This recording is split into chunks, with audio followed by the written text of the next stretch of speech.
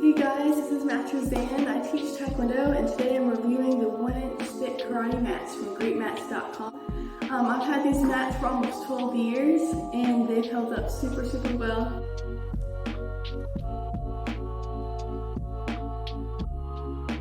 We used to teach in a church where we had to break them down every week and put them back down, and they've endured that. Obviously we've been trying to be gentle with them, but they have held up over the years and absolutely love them.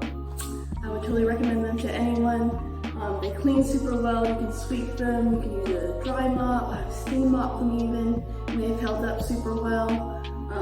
I use it for Taekwondo, even though it's a karate mat. The surface is smooth enough that it works well for barefoot sports, but there's enough traction that you're not slipping around a lot.